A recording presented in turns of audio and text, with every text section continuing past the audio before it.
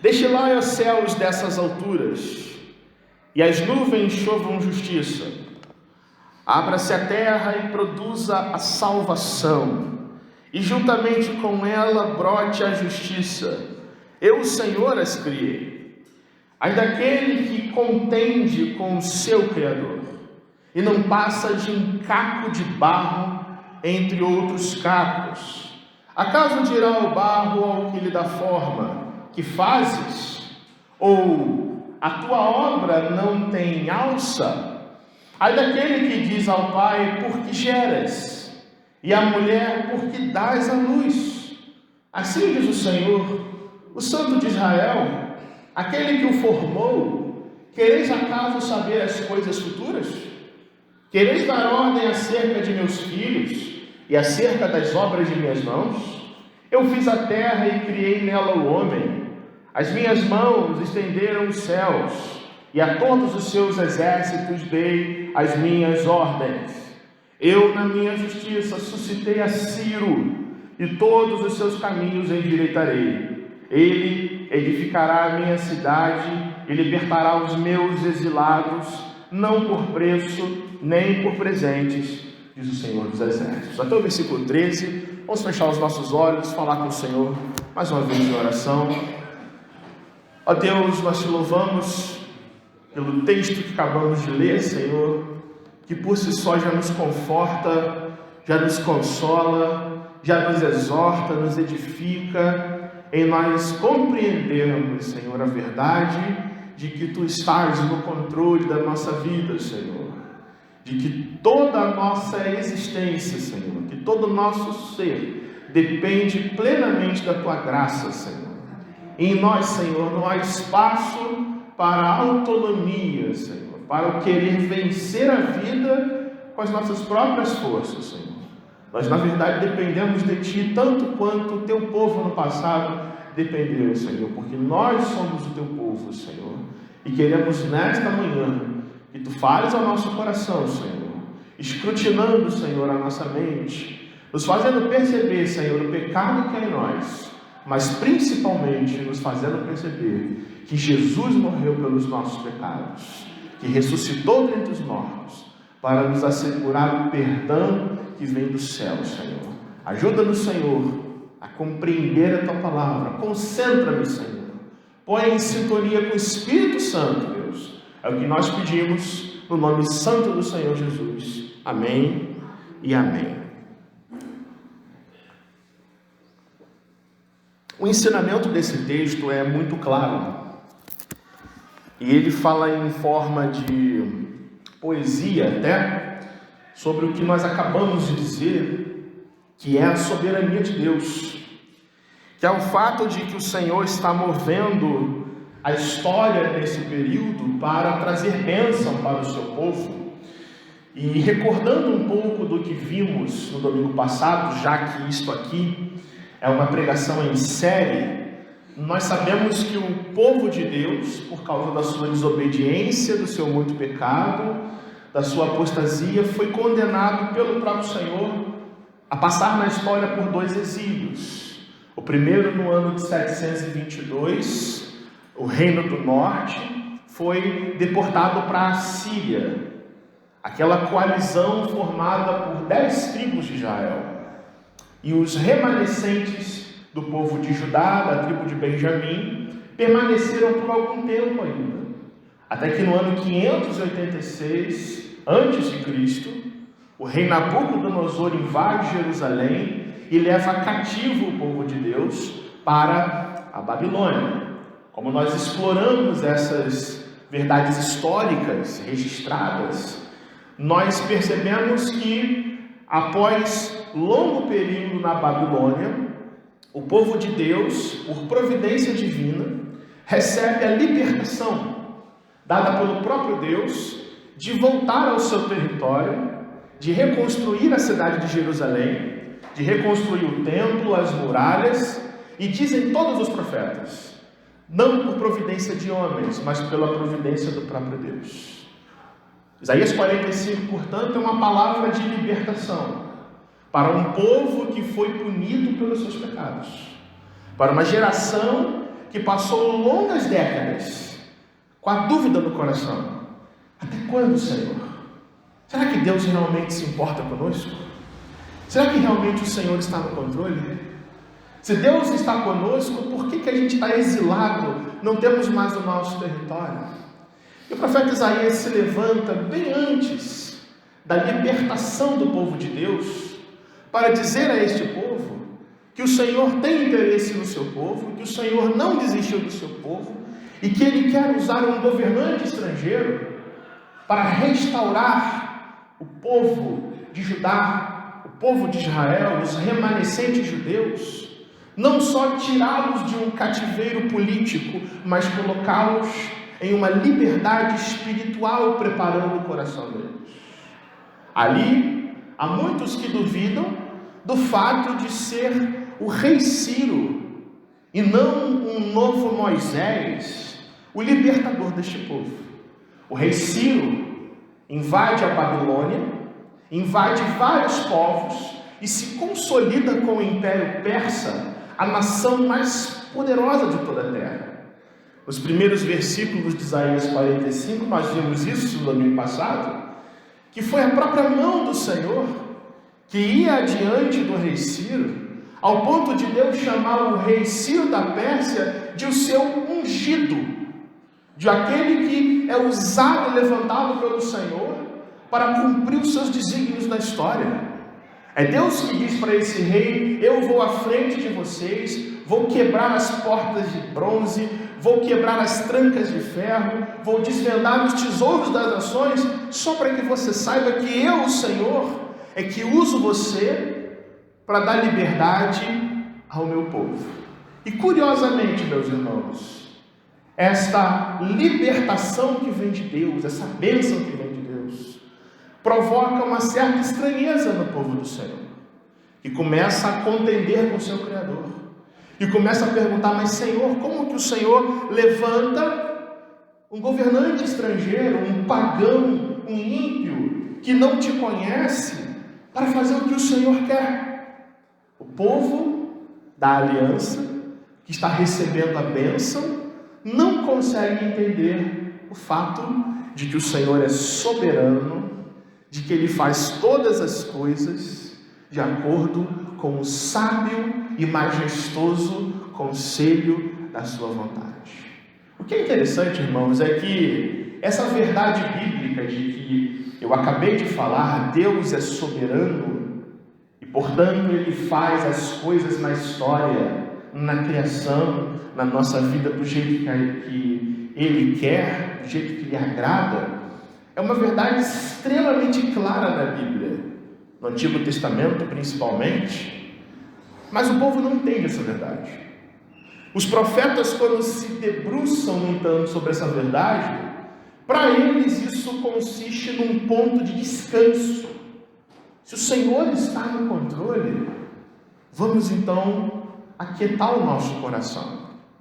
Isaías, agora que começou essa profecia, levantando e dando ordens de Deus, no versículo 8 a 13 vai começar a louvar a Deus, falar em forma de poesia, elogiar a justiça de Deus, mostrar para o povo que eles não estão abandonados, que eles não foram esquecidos, que o exílio não quebra com a aliança de Deus, que eles podem ser desobedientes, mas o Senhor é fiel a tudo quanto Ele prometeu fazer na vida deste povo, que eles podem se corromper na sua vida, mas que esse Deus é santo, santo, santo. Na sua presença até os anjos louvam e cobrem o seu rosto de vergonha, vai dizer o profeta Isaías.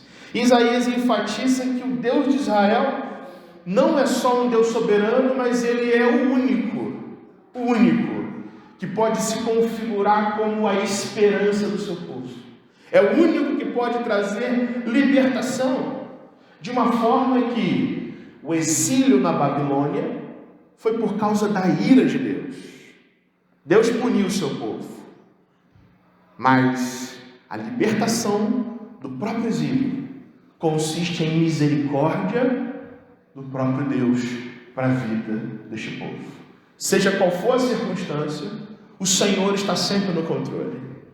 Seja qual for a ocasião, a justiça de Deus nesse mundo é sempre feita, é sempre derramada com muita misericórdia. Deus nunca se esqueceu dos seus. Deus nunca deixou de prestar atenção naqueles que o temem. Deus nunca esqueceu do que Ele mesmo prometeu fazer com o povo de Israel.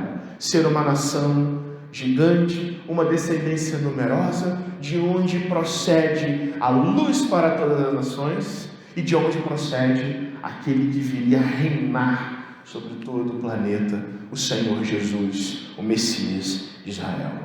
E olhando para isso, irmãos, Isaías agora vai, como eu disse, falar em forma de poesia. E os profetas, como você sabe, às vezes fazem isso para ilustrar verdades tão grandes sobre Deus, mas tão grandes, que as palavras, os argumentos, a lógica das coisas se torna até insuficiente. E é por isso que o profeta fala no versículo 8, no versículo 9, quase que em forma de canto, de poesia ao Senhor, dizendo: destilar aos céus, versículo 8, dessas alturas, as nuvens chovam justiça, abra-se a terra e produza a salvação, e juntamente com ela brote a justiça. Eu, o Senhor, as criei. E esse texto é governado por um seguinte princípio: o Senhor é o Criador, o Senhor que fez todas as coisas, Ele é que promove a justiça. O Senhor que criou o homem, criou a terra, criou os céus, criou os mares. Gênesis capítulo 1 está aqui, meus irmãos, como palavra de esperança para esse povo. Eu sou o Criador de vocês, portanto se aquietem, parem de me questionar, parem de ficar desesperados, parem de maldizer a vida, parem de andar amargurados, porque a justiça procede apenas de mim. A salvação de vocês procede não de homens, não de governantes, não de políticos, mas do Senhor que fez os céus e a terra. Toda justiça, toda misericórdia, toda salvação, do mesmo modo que as chuvas caem, do mesmo modo que as chuvas caem sobre a terra e fazem as plantas brotarem, assim o Senhor destila a sua bênção, destila a sua justiça, faz os céus se abrirem para promover a salvação, a libertação do seu povo. O Senhor é o Criador de todas as coisas. Logo, somente Ele é fonte de libertação. E para Deus é tão fácil, é tão natural quanto criar o mundo em 7 dias, libertar o povo de um cativeiro. Para Deus é tão fácil, tão natural quanto dizer ao nada: faça-se a luz, e fez-se a luz. Ele dizer: desça a justiça sobre a terra, haja salvação, haja libertação sobre o meu povo. Ele enfatiza a justiça de Deus. Destilai aos céus dessas alturas, as nuvens chovam justiça. Abra-se a terra, produza salvação, e juntamente com ela a justiça. Eu, o Senhor, é que estou criando isso, dando a ordem, a libertação do povo de um longo período de exílio. Só acontece porque Deus é santo, porque Deus é reto, e Ele faz a sua justiça, expressão da sua santidade, acontecer sobre a terra. Como eu disse no início, muitos ali, dentre os judeus, não entendiam essa providência do Senhor, usar como um fantoche o rei Ciro, um rei ímpio. Muitos ali desacreditavam das promessas de Deus. Isaías vai ser um pouquinho mais duro no versículo 9, dizendo: ai daquele que contende com seu Criador, não passa de um caco de barro no meio de outros cacos. Ai daquele que se opõe contra Deus. Ai daquele que diz para o seu pai: por que você me fez? Para sua mãe: por que você me criou?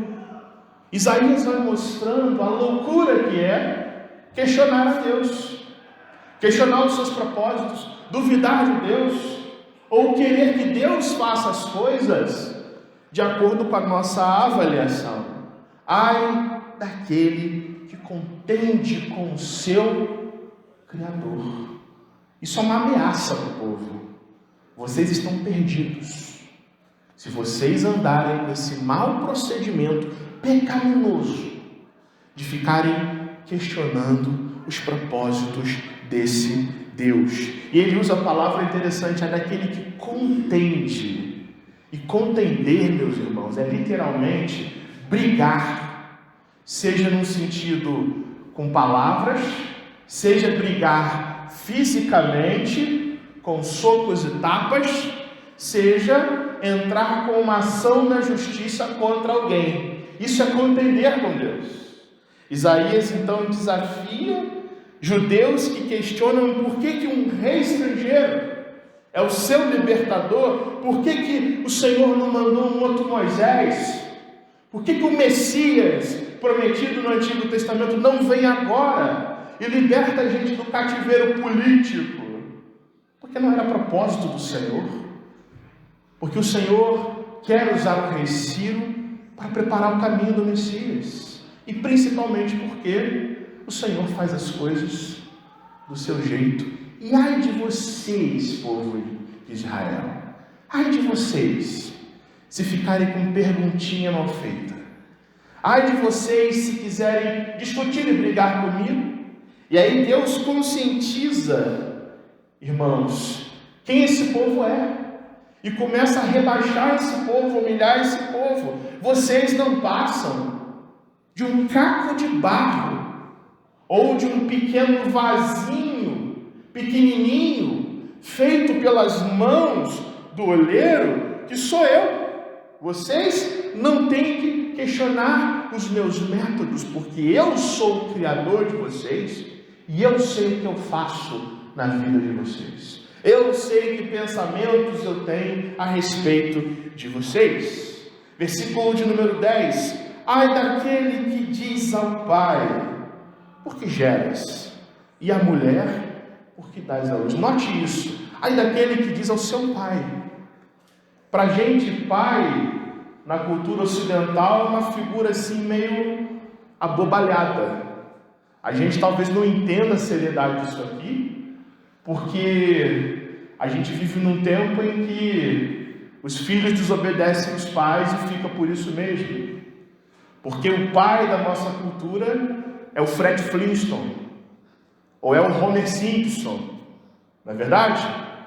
Pai no Ocidente hoje é alguém que o filho pode questionar, desobedecer, fazer malcriação, e o pai não faz nada.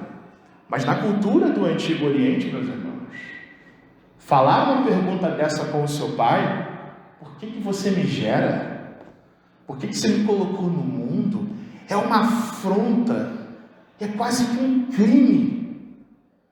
Dizer isso para tua mãe, né? E a mulher, por que você me dá a luz? É um negócio absurdo. É uma falta de ética, é um desrespeito, e é quase um crime. E é isso que o povo está fazendo diante de Deus, questionando os propósitos de Deus. Senhor, por que o Senhor faz as coisas do jeito que o Senhor quer? Por que não é do nosso jeito? E Deus responde, ai daquele, está perdido aquele que questiona o fato de que eu sendo o pai do povo de Israel. Agora o negócio é mais relacional. Deus é o pai desse povo. Deus é quem nutre esse povo, Deus é quem cuida desse povo. E esse povo acha que tem autoridade, acha que está em posição de dar ordens a esse Deus e ficar em Deus. E o Senhor condena e coloca esse povo no seu lugar. Vocês não passam de cacos de barro, dentre outros cacos, e vocês não passam de filhos. E eu faço com vocês o que eu bem entender. É o que o Senhor reivindica nos versos 12 e 13. Vejam na sua Bíblia, nos versos 12 e 13. Eu fiz a terra, e criei na terra o homem. As minhas mãos estenderam os céus e a todos os seus exércitos dei as minhas ordens. Eu, na minha justiça, suscitei a Ciro, e todos os seus caminhos endireitarei. Presta bem atenção nisso. O Senhor, então, detectando o problema, Isaías detectando o problema, agora ele vem com uma palavra de resposta para esse povo. Se humilhem, porque o Senhor é o Criador, Ele fez os céus. Logo o Senhor está reivindicando o seu direito, mais uma vez, de fazer com a criação o que Ele quer, e foi Ele quem suscitou o rei Ciro, a quem os judeus estão achando uma afronta, uma desonra. Deus está dizendo: Ciro não se tornou o maior rei do maior império do mundo por acaso, mas foi o Senhor quem o suscitou, quem o chamou pelo seu nome, para através de Ciro vir a libertação do povo de Israel. E ele termina no verso 13 dizendo: Ele edificará a minha cidade e libertará os meus exilados, não por preço, nem por presentes, diz o Senhor dos Exércitos.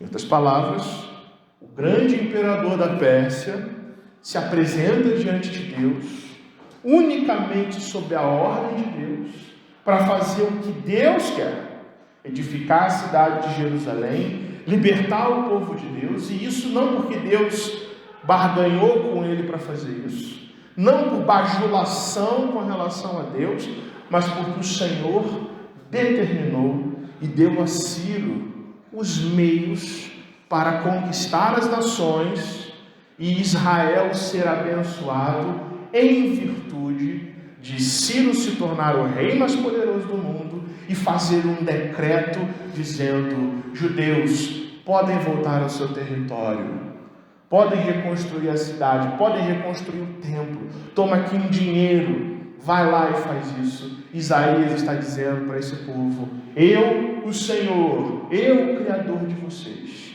é que fiz todas essas coisas, ainda que vocês questionem e ainda que vocês não entendam. Portanto, meus irmãos, esse texto nos fala sobre submissão, nos fala sobre a autoridade de Deus, nos fala sobre o controle divino, nos fala de que o Senhor tem um interesse enorme e gigante de abençoar as nossas vidas.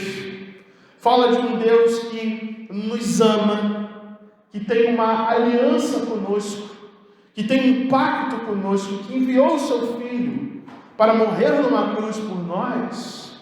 Mas esse texto também nos chama a atenção ao fato de que a nossa rebeldia, muitas vezes, é também a rebeldia do povo de Israel.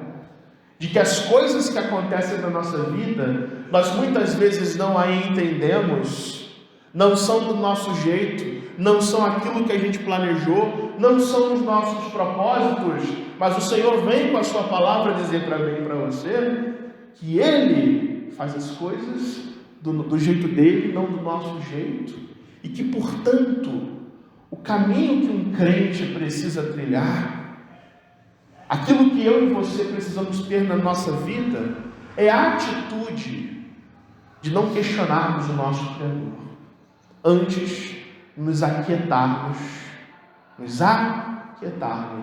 e saber que o Senhor é Deus. Ele é o nosso Criador, Ele é que nos formou, e eu e você nos encontraremos em pecado se questionarmos a esse Deus e acharmos que Ele não tem o direito de fazer o que quer nas nossas vidas. Então, a gente precisa ser um povo que não questiona o nosso Criador. E se a gente for um povo que não questiona o nosso Criador, nós recebemos da parte de Deus bênçãos e colhemos para nós algumas atitudes que a gente tem que ter conforme o profeta Isaías aqui nos ensina. O povo que não questiona o seu Criador é um povo que recebe de Deus a sua justiça, a sua providência com gratidão no coração. Pensa na sua vida por um minuto. Você tem sido grato ao Senhor por tudo quanto Ele tem feito na sua vida? Ou você é aquele tipo de pessoa que quando ora, que quando se aproxima de Deus, vem com uma lista de pedidos, uma lista de exigências. Senhor, é isso aqui que eu determino que o Senhor faça. E Deus está contendendo com essa ideia. Quando nós somos um povo que não questiona o nosso Deus, nós recebemos da parte de Deus os seus feitos, a sua justiça, as suas bênçãos, com um profundo estado de gratidão no nosso coração. É o que Isaías faz com o povo. Ele chama o povo a perceber que a sua libertação, que as suas bênçãos vêm somente do Deus de onde procede justiça, salvação e todas as bênçãos. Deus está virando para o seu povo e dizendo mais uma vez: eu sou o Senhor da vida de vocês. Eu sou reto e justo juiz. Se os juízes da terra torcem as leis, se os governos se corrompem, se às vezes leis são feitas de forma injusta, vocês saibam que eu sou o Senhor que derramo a minha justiça sobre a terra, da mesma forma que eu criei todas as coisas. E é o Senhor que opera a retidão, embora pareça a sua providência tardar muitas vezes. Por isso, meus irmãos, as bênçãos que temos, a liberdade que temos e a plena justiça não provém de homens, não provém de tribunais, não provém de governos, mas somente daquele que é o nosso Criador, daquele em que eu e você precisamos crer e confiar. Deus é santo e perfeitamente interessado em inundar a terra com a sua perfeita justiça. Eu volto ao versículo 8.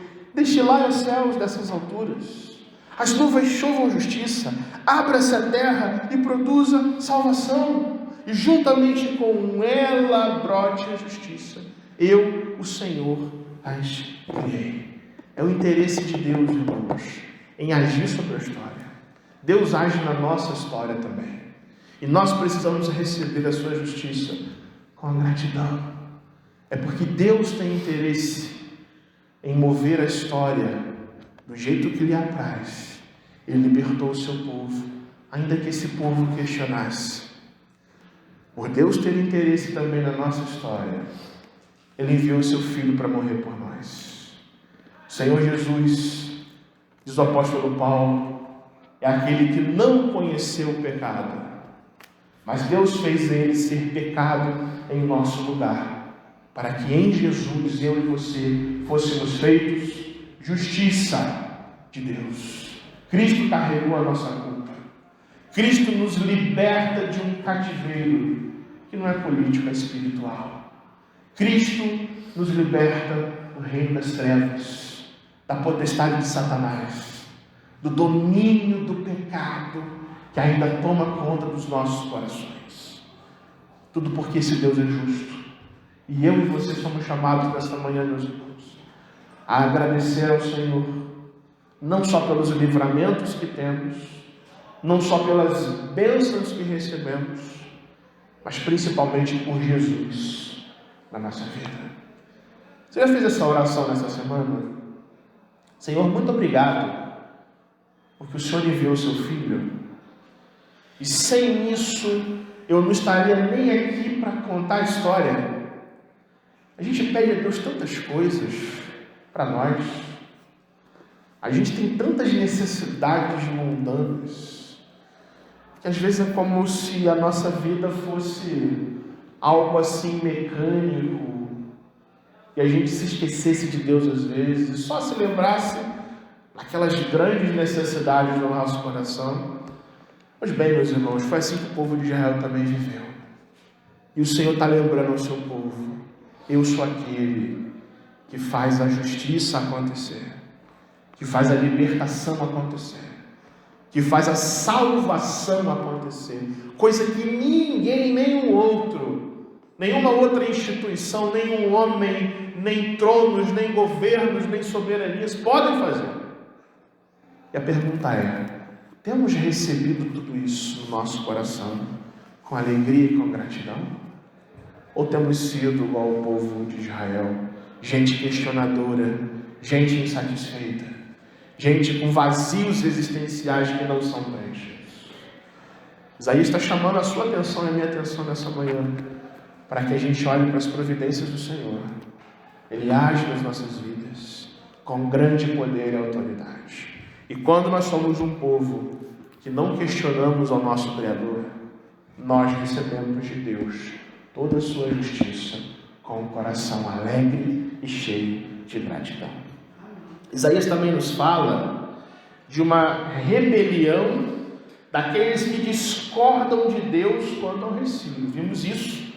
E isso nos leva então a afirmar que o povo que conhece ao Deus que tem, um povo que não questiona o seu Criador, é um povo que reconhece quem é, que reconhece a sua condição humilde. É assim que Isaías fala nos versos de número 8 a 11.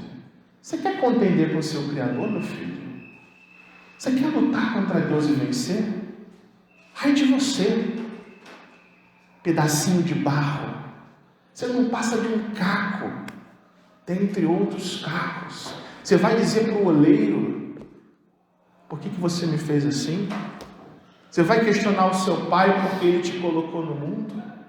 Você vai querer saber as coisas futuras e dar ordens a Deus? Irmãos, de vez em quando o Senhor tem que fazer isso com a nossa vida. Colocar a gente no nosso lugar. Lembrar quem a gente é. Para que a gente não tenha essa rebelião no coração, essa explosão, essa frenesia de querer mandar na nossa vida, fazer as coisas do nosso jeito, como se Deus fôssemos do nosso coração.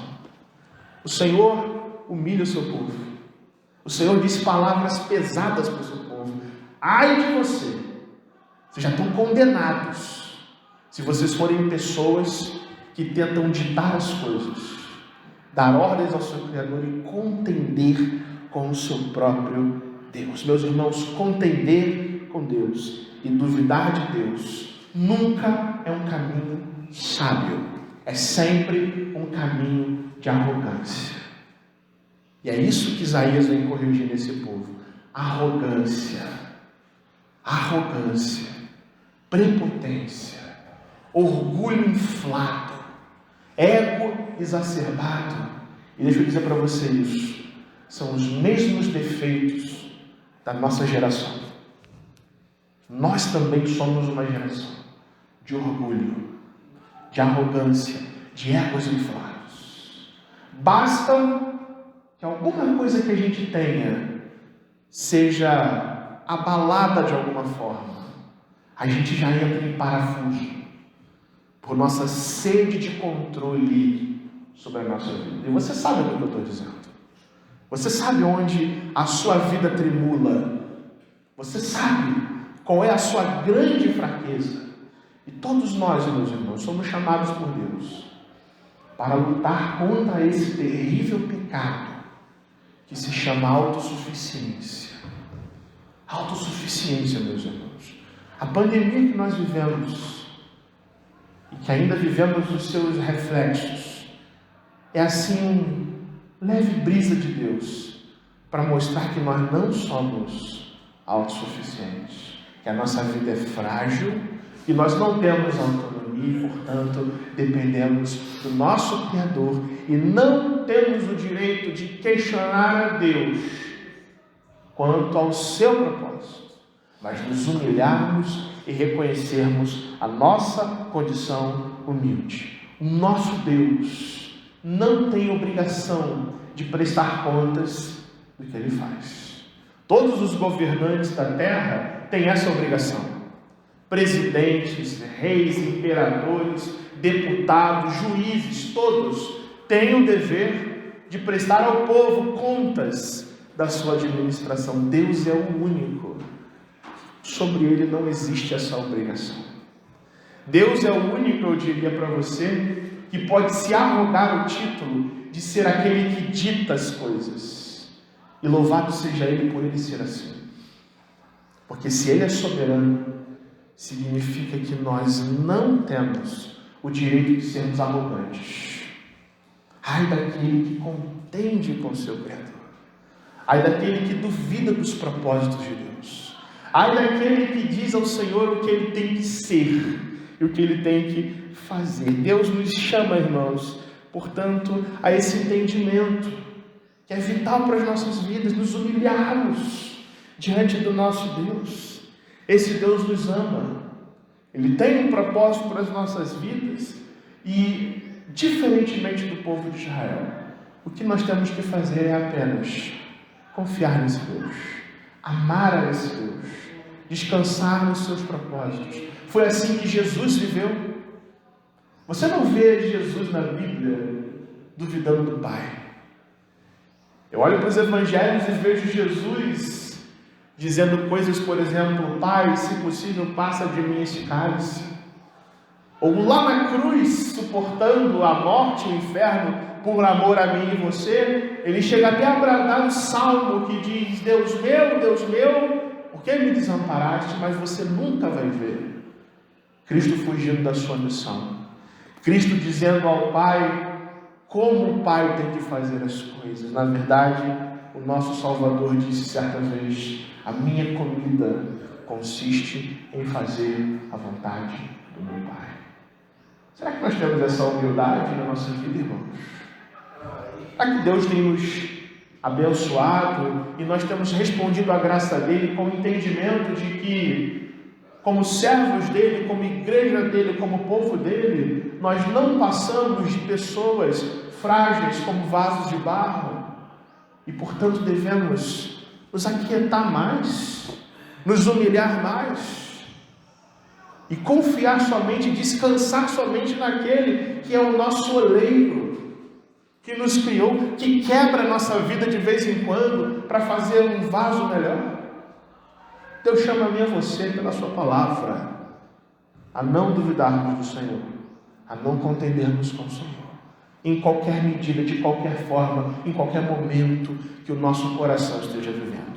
Isaías fecha esse texto na verdade de que o Senhor é soberano Criador.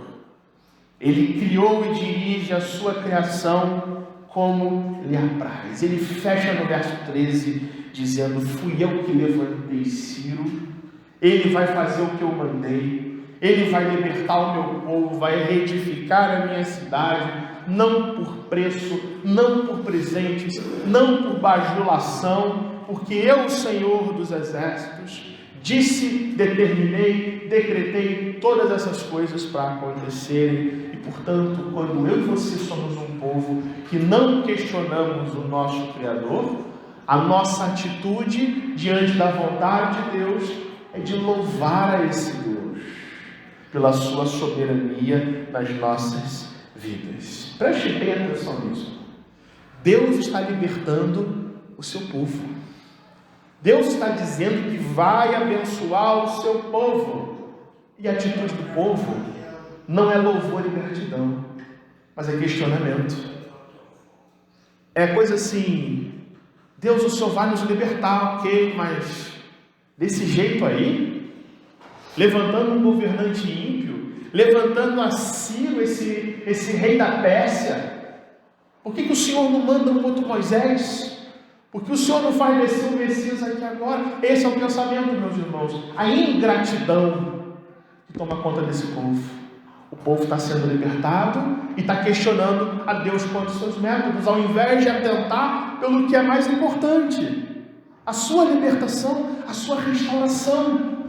E, meus irmãos, às vezes nós somos assim também. Não é verdade? Às vezes nós olhamos para as circunstâncias da nossa vida, que na realidade são providências do Senhor, mas aos nossos olhos, por estarmos tão centrados em nós e no nosso orgulho, não percebemos o que Deus faz no nosso coração.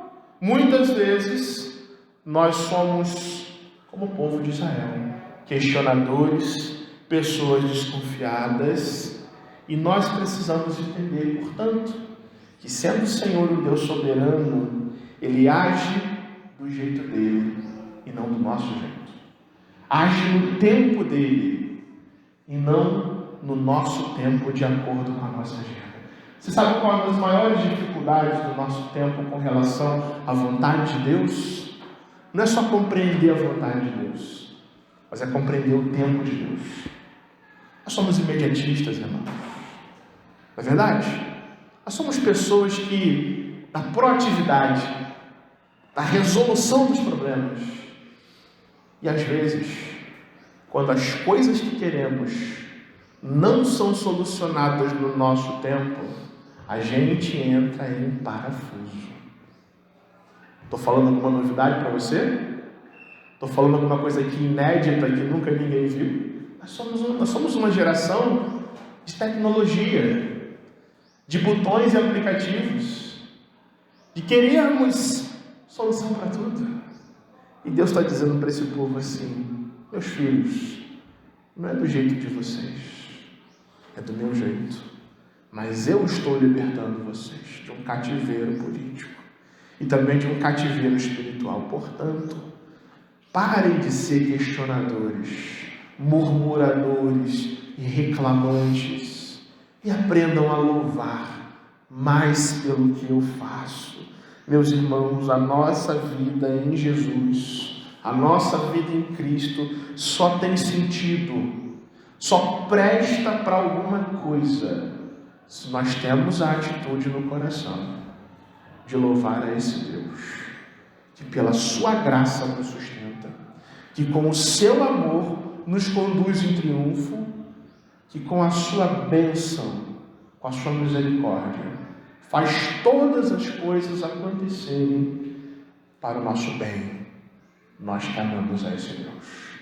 É por isso que um povo que não questiona o seu Criador é um povo que tem a atitude de louvar a Deus, por Ele ser um Deus soberano sobre a nossa vida.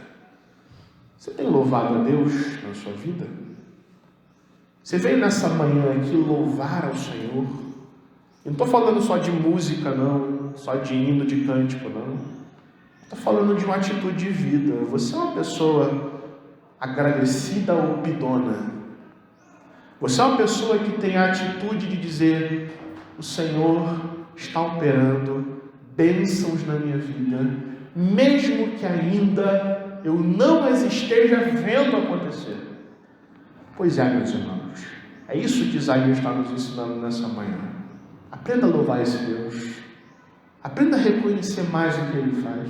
É como diz lá o hino, né? Quantas bênçãos, dize quantas são, recebidas da divina mão, vem dizê-las todas de uma vez, e verás surpreso o quanto Deus já fez pela sua vida e pela minha vida. O que a gente precisa levar nessa manhã para casa, para viver essa semana um pouco mais capacitados, com a nossa mente e o nosso coração fortificado, com base na palavra do Senhor que lemos? Isaías nos chama então a nós aprendermos a confiar somente na justiça de Deus. Confiar somente na justiça de Deus. Amém? Vamos repetir então para acordar o nosso coração: confiar somente na justiça de Deus. Esse é um chamado pelo qual o Senhor aplica essa mensagem a mim e a você. Nós somos chamados para confiar apenas no fato de que o Senhor é santo, justo, reto, provedor, é o nosso Criador, é o nosso Deus, é o nosso Pai. Ele é quem governa a nossa vida e não as circunstâncias. Ele é quem governa o nosso coração e não o mundo. Foi Jesus que veio a este mundo morrer por nós numa cruz, para Ele se tornar o Senhor do nosso coração. E nós não temos outros senhores que não o Senhor Jesus. Portanto, meus irmãos, somos chamados a confiar, a descansar, a nos entregarmos em atitude espiritual, em oração, em vida, em decisões, somente confiando que o Senhor é santo, que o Senhor é justo, e Ele faz a sua retidão prevalecer neste mundo, ainda que não pareça. Ainda que os homens torçam o direito, ainda que a injustiça haja na terra, o Senhor é sempre justo. e está derramando a sua justiça neste mundo. Ele enviou o Senhor Jesus para que nós em Jesus fôssemos justificados, recebendo de Cristo a salvação. E portanto, nós que somos salvos, precisamos confiar somente na justiça que vem desse Deus. Segundo, Deus nos chama a aprender o caminho da humildade. Amém? Repetindo, aprender o caminho da humildade. E eis aqui uma grande pedra de tropeço, porque ser humilde para nós é ser fraco. Humildade não é um valor prestigiado pela nossa sociedade, que frequentemente diz para nós assim: você é o Senhor da sua vida, você é o dono da sua vida, você faz as coisas acontecerem. A Bíblia nos ensina que aqueles que confiam no Senhor, aqueles que não questionam o seu Deus, aprendem a ser humildes. E ser humilde, mais uma vez eu digo, não é você ser necessariamente uma pessoa soberba. Ser humilde não é você não se achar melhor que os outros. Ser humilde é reconhecer que Deus pode fazer o que Ele quer na sua vida, e você tem uma atitude submissa. É muito mais do que um atributo moral, é um atributo espiritual. É você reconhecer que você não passa de um caco de barro, e que você é propriedade do Senhor, que você não se pertence, você pertence a esse Deus. E Ele tem o direito de fazer o que bem lhe apraz com a sua vida. E quando você se humilha e percebe isso, meu irmão, você encontra descanso. Você não tem mais necessidade de nada. Você é preenchido pela graça que vem desse Deus. Os seus anseios caem, as suas buscas de vencer a vida caem, se tornam secundárias. Você aprende a se desapegar desse mundo e você encontra Jesus no seu coração. Terceira e última aplicação é que nos diz que Deus nos chama então a nós correspondermos à soberania de Deus com atitude. Eu quero ver você repetir isso agora. Vamos lá? Corresponder à soberania de Deus com atitude.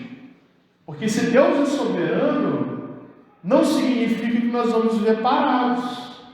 Se o Senhor é soberano, nos dá libertação, nos dá provisão, nos dá a sua salvação, Ele o faz para que nós o sirvamos, para que nós correspondamos ao louvor da sua glória, para que a nossa vida seja despertada nesta manhã a louvar esse Deus, a adorar esse Deus, a amar esse Deus sobre todas as coisas.